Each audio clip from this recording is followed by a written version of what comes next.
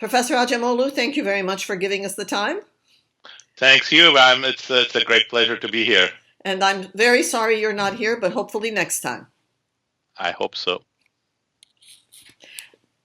Tell me, please, the one fundamental question that I think we're all wondering about is, if what we've had thus far has been more or less a kleptocracy, where it was okay to do with the resources of the country as the ruling elite wished, wisely or unwisely, how do we get from that point to an even playing field?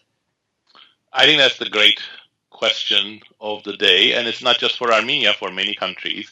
I think there is very little doubt that, broadly speaking, Armenia has been under a kleptocracy for the last 2 decades or even more, and it's wonderful that there is a turning point or a potential turning point.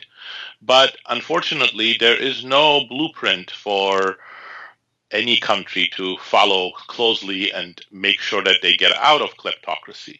The way I would like to think about it is that such a change has 2 legs. And the first leg is that you need a peaceful political transition, meaning that you actually require that there is the beginning of a process of political change, and that this doesn't spin out of control and turn into a huge civil war or a mortal combat between different factions. And Armenia, miraculously perhaps, managed that. We are in the midst of a process of political change. At least temporarily, the old guard are out. New faces, new blood, new perspectives are here. And more importantly, there is a broad enthusiasm in society, civil society, government, business, diaspora, all, that we need change, and this is the right time for it. So this is just an amazingly fortuitous set of conditions for us to get going. But the second leg of this process is no easier. And that's, how do you actually make sure that you start changing the fundamental features of a kleptocratic extractive system and create one in which there is a level playing field, there are incentives, there are opportunities, and people are encouraged to participate productively in the economic and social environment of the country. We know that it requires us to get rid of the corrupt elite. It requires us to bring new institutional elements so that the new system doesn't turn into one in which other individuals, other groups become the beneficiaries of corruption. How do you stop that? Well, the way to stop that, of course, having people who refuse to be corrupt is one element of this, but it's much more than that. You really require the institutional foundations of it, both politically and economically. You need a much better judiciary. You need to improve the way that you regulate the economy. You tax the economy. You create incentives for businesses. Very, very importantly for Armenia, you need to keep on building human capital. I think those principles include, first of all, exploit the good beginning that we've had, which means that instead of trying to sort of find ways of punishing your opponents or even punishing the people who were corrupt previously, just look into the future. The point is not to get revenge against opponents or anything like that, but to found the institutional backbone so that the same things don't happen again. And this applies not just to the political realm, it applies to the judiciary, to the bureaucracy. One of the reasons why, how could Armenia be so kleptocratic for so long? Well, one answer. Judiciary did not work. A country with an independent judiciary, judges and prosecutors who are honest and dedicated to their work and are not influenced and manipulated by politicians would not have stood by. So that means that judiciary needs fundamental reform. But that doesn't mean that you have to fire everybody. You have to change the rules of the game. You have to encourage retirements, perhaps, so that the worst offenders who are political appointees and who are not up to the job are retire with their pensions or whatever, but new blood comes in. That can't happen very quickly, and that's the real dilemma here, because you cannot fire 5,000 judges and prosecutors and bring new ones because the human capital is not there. So you have to do this slowly. You have to start cultivating the human capital, but the enthusiasm is there, both abroad and at home.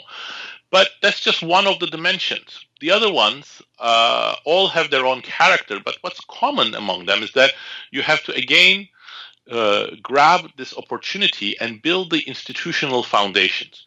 We have an inspiring prime minister, but the worst thing that Armenia can do is, create no institutionalized structure for the leader, for the executive, whoever that is, to govern.